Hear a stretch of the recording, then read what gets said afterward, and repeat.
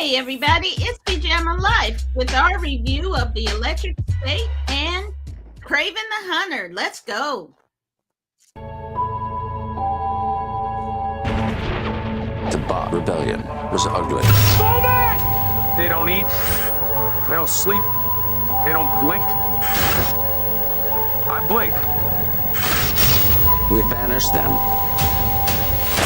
to the Electric State. My brother. I thought I lost him. But he's out there somewhere. So you want to go get your brother back? I'll go with you. I'm sorry. You can't change the way things are. Watch me. I am going to save my brother. Robots helping humans. I know, it's nuts. No offense. Get it all the time. Hey everybody, it's Pajama Life and I'm Pajama with these two guys. David, say hey to the people.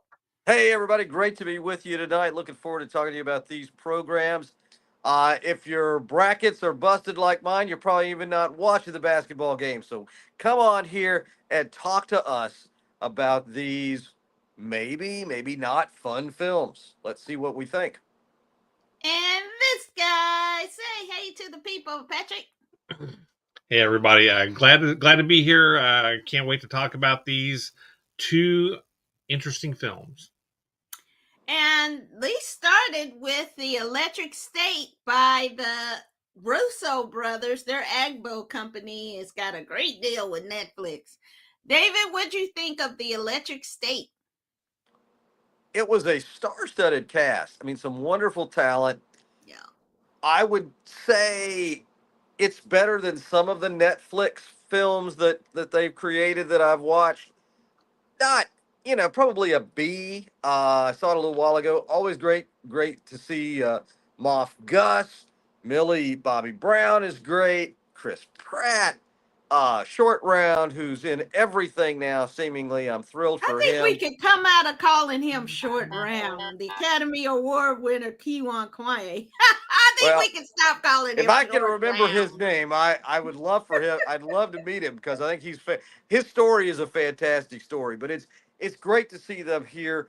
I never thought, every time I've opened up a Planters peanut container and taken a break from mowing the lawn, would I see Mr. Peanut as a protagonist in any way, shape, or form.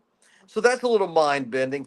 If you're already paying for Netflix, I say it's worth your time to sit down and watch it.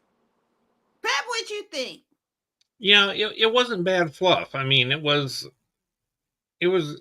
entertaining. I mean, there was nothing revelatory, nothing spectacular about it. I mean, it was an interesting concept. The Russo brothers do know how to make it an engaging film. And I will tell you about the Chris Pratt. I was sitting there watching it because they changed its physical appearance enough that I was like, through the whole first round, I'm like, God, that guy sure sounds a lot like Chris Pratt. Who is that guy? And I looked, I'm like, oh, well, it probably sounds like Chris Pratt because, well, it is Chris Pratt. You thought he looked different? I did, totally, with the long hair and it was not your Marvel or your Parks and Rec Chris Pratt. So it took me a second, but it was like the voice is really Chris Pratt. But overall, the concept's good. It's an interesting idea about AI being kind of a hot topic right now too. I enjoyed it. I like I say, like Dave probably called it about what I would call a B. It was above average, so I didn't feel like I was cheated out of an hour 50, 70 or whatever minutes it was. It was good. I liked it. I didn't love it. Yeah. The problem with the Russo brothers is they got so used to making these long superhero movies. All of their movies are a little too long. This could have easily cut out 15 minutes or so, and you probably wouldn't have missed much from it. I think you're right. It's about a B plus. I think Millie Bobby Brown, I think she's a full grown ass woman. So they need to quit putting her in these teenage roles. She's like whole married. And trivia, she's married to John Bon Jovi's son. but I think so. It kind of little threw me off. If they had made her like a college student or something like that, I think that would have fit. But it was kind of weird with her still being in a foster home. I was like, that is just not. And the foster father was Constania. George Costanza. Oh yeah, Jason well, Alexander. Jason Alexander. Yeah, and I looked on. Now he looked unrecognizable. I was like, "What?" It kind of sounds like, but yeah, a lot of talent. Anthony Mackie. I think is just a staple in their movies now, and I'm glad he's picking up multiple checks. He's also in this week's episode of The Studio, which we'll review next week. So, which is a hilarious one.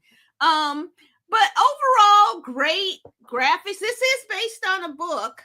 And so I think it's a little richer than maybe what you might have gotten in some other things, but it's okay. It's a good Saturday afternoon kind of.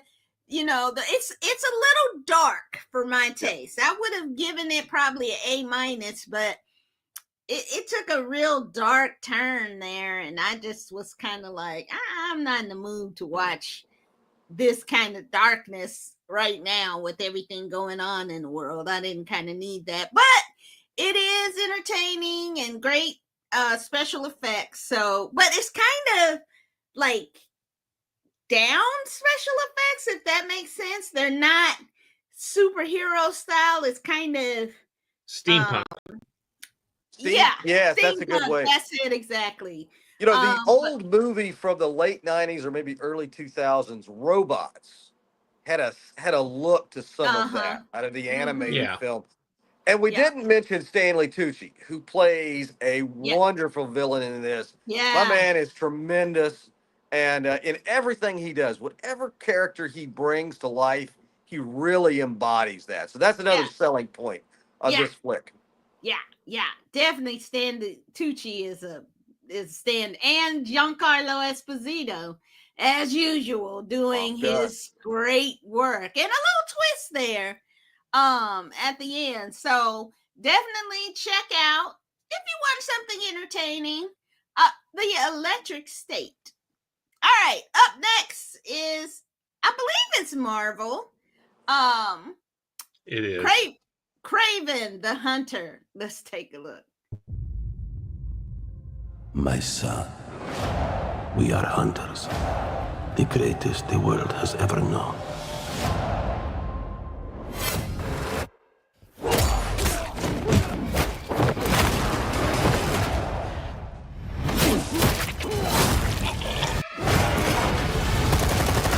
Why do you hunt?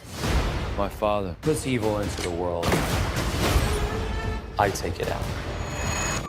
What happened that day? I stared death in the face, and for the first time, I saw my true self. I think you have some kind of honor. You are exactly like our father. Just another man hunting for a trophy. You're a goddamn lunatic. Oh, you just figured that out now?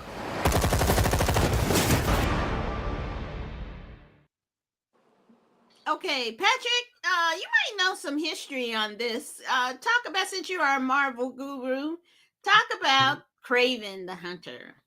Kraven they really gave him I don't know what I want to call it, a rehabilitation to try to make him into a kind of good guy. Kraven's a bad guy, straight up bad guy. That was his whole MO. He was one of Spider-Man's big villains. He wanted to hunt Spider-Man because hunting the greatest predator, man is the greatest thing to, that kind of thing. Much more greasy. Aaron Taylor Johnson, the guy drips charisma. Sure, I'd watch him sell insurance.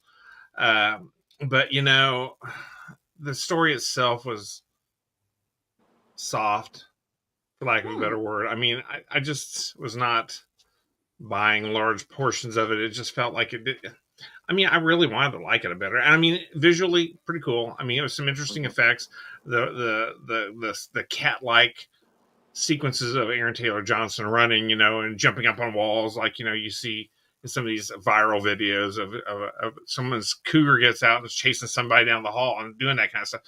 I can see where they got the inspiration for the kind of sequences they used. It just didn't finish well. It just felt like it was kind of like, and they left it open that they wanted to do the chameleon, which was his brother. Spoiler, which is he's another big villain thing throughout all of Marvel. Kind of like a less sexy Mystique. There we go. Yeah. Mm-hmm. Can change his face, and he was changing his voice throughout. You all saw that, and that was, like I said, I wanted to like it more than I did, but it was okay. It wasn't great. I mean, again, maybe a B. Yeah, B minus. I don't know what took. I was like, why are they in Africa? But these are Russians, and they bring in that. I was like, I don't know about that. You're right. Aaron Taylor Johnson is like super fine, and he's aging just extremely well, ladies. I mean, yes. So that kind of brought it up a little. And Russell Crowe playing, the father, he's fully in his villain era. So he is, I want him to kind of get in shape and be that gladiator kind of Russell Crowe. But he is, just fantastic in this. And the brother was, I think, the crazy brother in Gladiator 2. So we're starting to see him kind of pick up on more roles. And Ariana DeBose, I'm like, what is this Oscar winner doing in this? But you got to pay the bills, you got to pick up that check. So I get it. But why recently do all women in these superhero movies have to be archery specialists or archers? I guess you call archers. It's like, can't she just be a badass bitch with a gun? I mean, let's give her a couple of nines and have her shoot people. I don't understand this whole need for women to be archers. But yeah, it's okay. Won't win any awards, but Friday afternoon, Saturday afternoon, Sunday afternoon, kind of popcorn. You can just watch it while something's on, you cooking or whatever. Way better than Morbius. Yeah, way better than Morbius. Extended universe. This was a little better. The Sony one, yeah. Yeah. I wish they would have ended it stronger, just and not introduced the chameleon and just kind of ended it with his father. That scene. You got to hedge your bets. So if they do well, they can make a sequel. I mean, come on, why make new movies when they make old movies? How they have the after credit kind of thing. They don't do that at Sony. That's Sony. In that after credit kind of thing. That's not MCU. That's Sony that does that stuff. Right. So yeah, they're not going to do that. What? Marvel doesn't do the. Marvel does, but Marvel Sony. This is Marvel Sony, not Disney Marvel. Right. I know it's Marvel though, right? It's Marvel. Yeah, sure. Marvel Sony. Just like Himalayan salt and sea salt, and there's all these other salts. They're all salt. Wait, Morbius had one. This is the silliest argument ever. But I'm just saying that they could have done that, and that would have fit. Sure. But it's okay. David, what'd you think? Well, no, the Sony conversation goes to the crux of my point of this film, actually. So it was an excellent segue in this. Watching a Marvel Sony film is like going to your favorite Tex-Mex place and you decide you're going to split the steak fajitas and you wind up with one piece of meat and the specially crafted taco chip, the tortilla chip that looks like a cactus. And that's all you get. I mean, it's Marvel, but it's really not. You can come up with a better metaphor. No. There's a great backstory to that if in the day, but Marvel Sony just doesn't compare. It's a watered down. We're the dregs. We're the B team. We're the we're the G League. If the NBA It's the House is Margarita, Marvel, not the Jose Cuervo one. yes, it's and this Look, he don't film. drink. He don't know. This film Trust me. just, that's true. I am a teetotaler, but this film reeked of all of that, the understudy kind of deal. It is, and Craven he was a member, he's a founding member of the Sinister Six. So you can't turn that even into an anti hero. That's a problem with this story in my mind. Yeah. And again, I thought it was a little long, I thought it was a little boring. And it just, man, the Sony Marvel stories are just not that good. It's like if there's ever something that tries to prop up Disney Marvel and say, hey, we're still good, it might be Sony Marvel because this leaves a lot in my mind. And they have, like, this could have been just like Morbius really could have been interesting. And this one really could have been interesting because they're these off characters that are not all like pristine kind of good guy characters. So you could do with the right.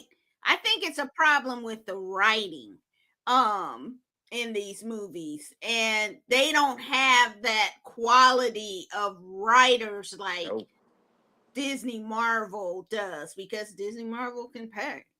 So you get these kind of, and it seems like it's those movies that have like too many suggestions from the studio, and then it just becomes some mishmash and it's not great. And so this is kind of felt like that too. So it's okay. It won't, like, for the first hour and 40 minutes or whatever, you're entertained. So definitely you can watch it. It's not the best stellar review, but it's okay. I think that's our story for this week is they're okay. And so that will do us for this week.